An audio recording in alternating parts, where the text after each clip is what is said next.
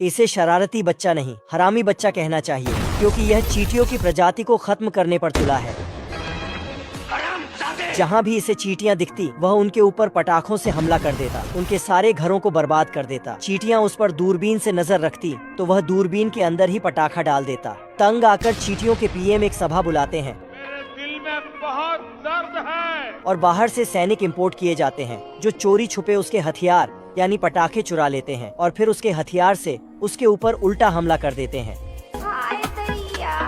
वह कजूका से उसके ऊपर हमला करते हैं। बच्चा हेलमेट लगाता, लेकिन हेलमेट में ही पटाखा था। एक चींटी उसके पिछवाड़े की पॉकेट में पटाखा रखती, लेकिन तभी बच्चा उसे देख लेता है। जोगिंदर, हरा भाई जोगिंदर इन खेतों में इतना हक देगा छुप छुप के। बच्चा एक पाइप को उनके हेडक्वार्टर की तरफ करता है और इधर चींटियां पाइप को रबड़ से बांध देती है। बच्चा पटाखा जलाकर जोर से फूंकता है तो उल्टा वह उसके मुंह में घुस जाता। समझ रहे हो? आदमी देखता है कि सारी मुर्गियों में से एक मुर्गी बैलून की तरह फूल चुकी है। फिर शाम के समय वह अपनी गाय को हॉल में बंद कर रहा था कि तभी उसकी नजर ऊपर जाती है, जो घर में घुसने की कोशिश कर रही थी। अगले दिन आदमी को अपनी बीवी के चिल्लाने की आवाज आती है, क्योंकि उसके कमरे में एक बड़ा सा चूहा घुस चुका था। आदमी उस चूहे की सारी हवा निकाल देता है। उसके बाद आदमी गाय से दूध निकालने जाता है।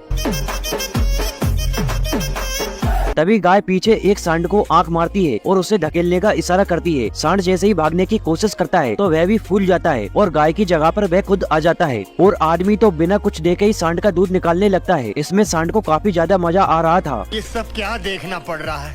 फिर जैसे ही आदमी सारे गायों को बाहर निकालता है, वह देखता है कि सारी गाय बैलून की तरफ फूल चुकी हैं। और मैं आसमान की ऊंचाइयों में बहुत ऊंचे, पूरा कोहरा ही कोहरा। और तो और उसकी पत्नी भी गुब्बारा बन गई है। वह कमरे में पूरी तरह से सील पैक हो चुकी है। पिंक पैंथर कुल्हाड़ी में धार मारता है और अपनी मूंछ का एक बाल काटकर देखता है।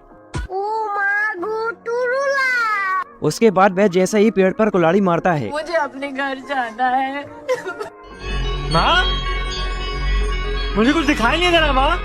वह काफी कुल्हाड़ियाँ मारता है। थक हार कर वह एक छोटे से पेड़ को काट देता है। माँ, मुझे सब दिखाई दे रहा है। पेड़ डबल से नीचे गिर जाता है, जिसे देखकर पैंथर 9-2-11 वह घर में छुप जाता है। लेकिन मधुमक्खियां काफी समझदार होती हैं। वे ड्रिल मशीन बनकर एक छेद करके अंदर घुस जाती हैं। लेकिन इधर पैंथर भी काफी समझदार था। वे उन्हें एक बोतल में पैक कर देता है और वहाँ से जाने लगता है। लेकिन तभी मधुमक्खियां उस ढक्कन को निकाल देती हैं और 400 की स्पीड से उसका पीछा करने लगती हैं और जल्दी ही वह पकड़ा जाता है। अगले दिन वह एक बहुत बड़े पेड़ को काटने वाला है। वह शुरू हो जाता है, लेकिन इतना पेड़ काटने में उसकी आधी जिंदगी बीत जाती है। अब कुछ पेड़ ही बचा हुआ है, लेकिन ये उससे कट नहीं रहा था। तभी उसका मालिक आता है और एक कुल्हाड़ी मारता है।